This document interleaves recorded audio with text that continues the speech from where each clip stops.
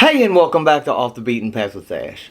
Today I'm going to show you my camp cook set / kitchen, and then I'm going to show you my bear bag hanging kit.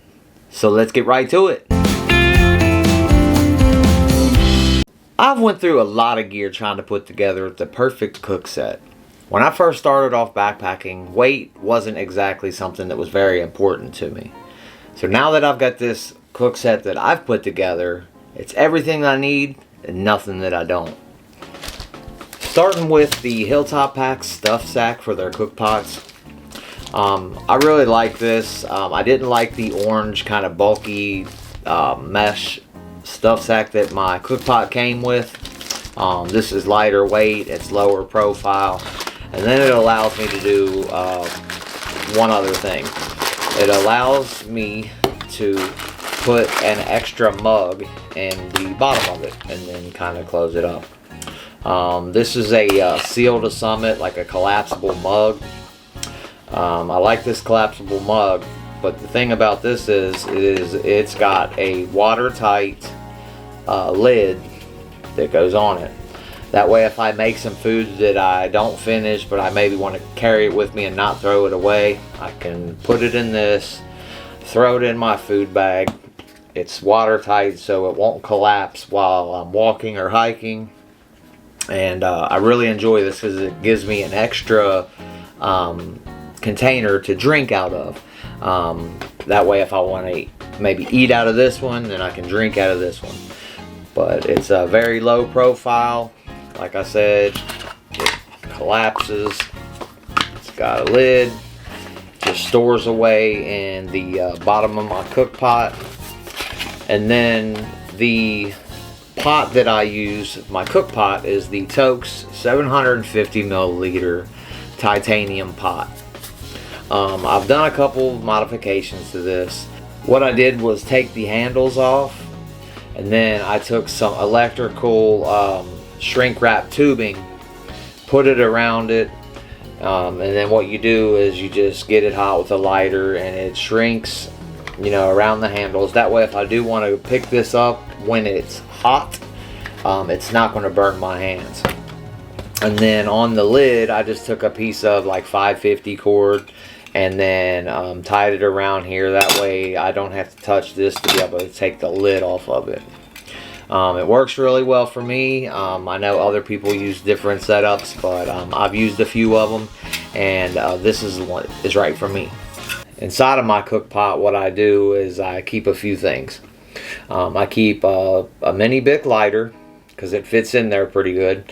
And then on my lighters that I take camping with me, I usually keep some kind of duct tape or Gorilla Tape or whatever wrapped around it. It just gives you a place to keep it. And then that way you have some duct tape if you ever need it. I keep 2 or 3 lighters with me. And I keep them in different parts of my pack and on me, and that way if one of them goes out, I have another one. And then inside of this, I always keep some kind of a sponge. Usually you can take your cook pot down to the water source if you're near one when you're camping. Take some of the sand or gravel or something like that that's in the water, kind of rinse it out with that. But if you're not near a water source and you have a little bit of water out of your bottle, you can always have some kind of a sponge to be able to clean it out. The stove that I'm currently using is the MSR Pocket Rocket 2. Some people like the deluxe model of this, and it's got like a little spark on it where you don't have to use your lighter.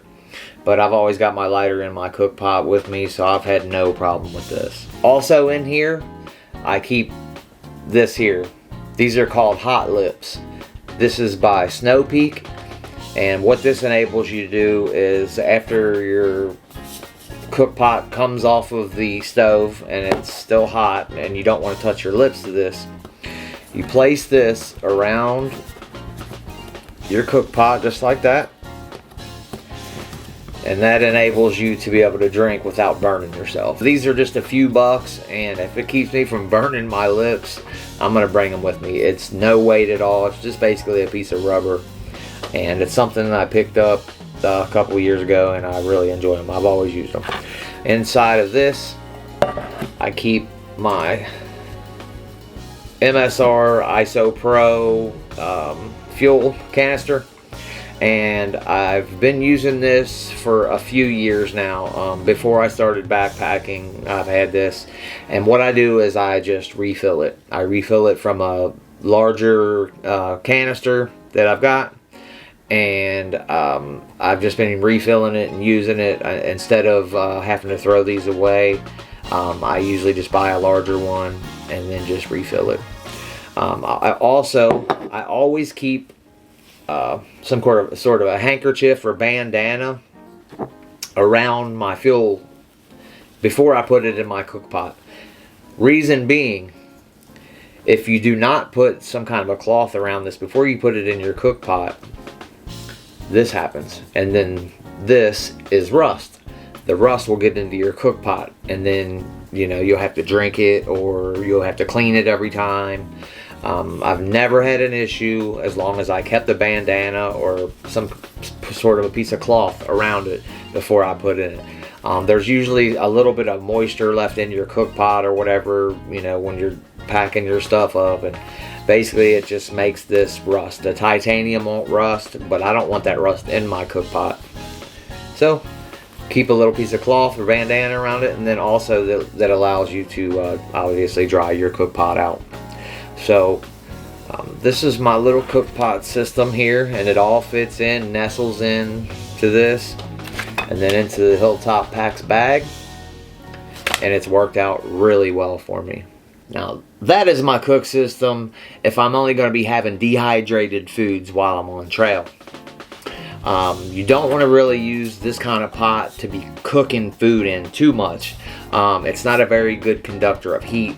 Titanium's not. And then also, food sticks to titanium a lot more, so it's a lot harder to clean. Also, it doesn't give you a whole lot of room in here to actually be cooking food. You can do it. I've done it before. It's not that big of an issue. But if I feel like doing a trip where I'm going to be cooking a lot of food, I bring this. This is the Sea to Summit Alpha Pot. This is the 1.2 liter or 40 ounces. It's made out of some kind of anodized aluminum or Hyperline, I think it's what it's called. And it's a better conductor of heat. It gives me more room inside to cook in, and then food does not stick into it.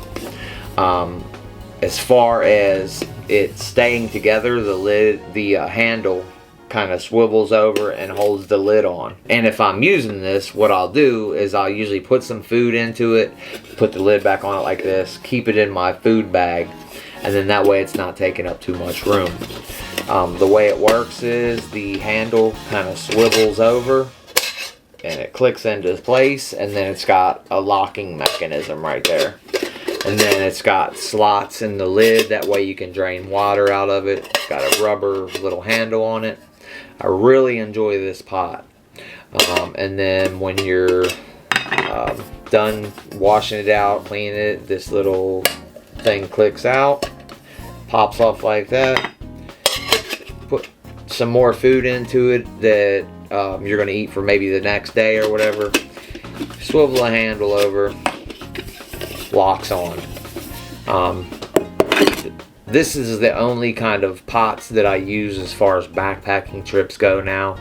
I like to cook on an open fire, and then this pot here, you can use this and stick this in the fire and it won't destroy it. You can see that it's kind of marked up from where I've done it before. Sometimes on the first day of a backpacking trip, I'll bring some kind of fresh meat or something like that, and then cook it in this or on an open fire. It really works out. I don't always like to eat dehydrated foods while I'm on trail. Another item that comes with me on most of my backpacking trips is this GSI rubber and plastic flask. When I go backpacking, there's a lot of noises and sticks breaking and all that kind of stuff, so a little nip helps me sleep at night. I don't like to bring beer, it's a little too heavy, and I am originally from Kentucky, where they make bourbon. Earlier I mentioned that I've been using the same gas canister for a few years now, and if you want to save some money, you can probably do what I did. However, do this at your own risk and read the instructions on these kind of items. But I got on Amazon and I looked up the flip fuel version of this. It was 35 bucks. And then right below it, there was another option for one, looked exactly the same, for $9.99. I bought that option. I've never had a problem with it, and it saved me a bunch of money. I got this a couple of years ago, and I've refilled this particular one 30, 40, 50 times. And what it is basically is it's just a refill adapter. It's got an inside on the top and an outside on the bottom.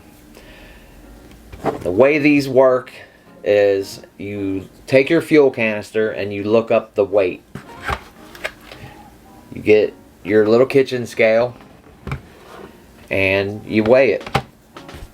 This one here says 7.4 ounces or 211 grams. Turn your scale on, you weigh it. Right now this canister is at 5.9 ounces. So therefore I can add an ounce to it. You screw this on to the side that says in. You make sure it's off.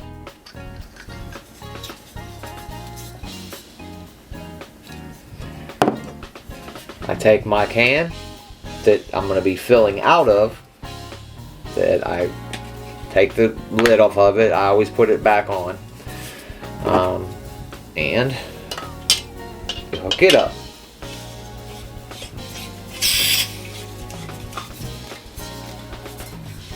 And then you make sure that the one you're filling up is on the bottom. Then you open it up. And you'll hear some draining out of it. And you just wait.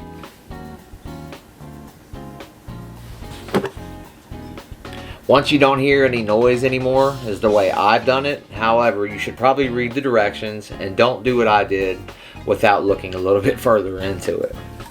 This is not making any more noise. So, you turn it into the off position. And then you hold on to this little middle piece here. You unscrew it. It's going to make a little noise. Got your canister. And then you reweigh it. Now it says 6.9 ounces, and that's as close as to full as I want to be. You don't have to fill it all the way up to the top. I know that I'm going to get enough uses out of this canister for my next backpacking trip now. I don't have to go out and buy a new one, and I'm saving money. So if you want to save money, you might want to try this. I've said it on this channel a few times now. Where I go backpacking, there's not a whole lot of bears. Chances are I'm not going to see a bear.